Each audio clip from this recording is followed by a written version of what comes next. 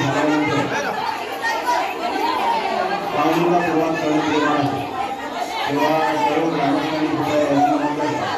आपण थोड्याच वेळात प्रतिवर्षी घालून भित्तीवरचं जी पावणी होते त्या पावणीला आता प्रारंभ होणार आहे. याची सर्व ग्रामस्थांनी कृपया नोंद घ्या.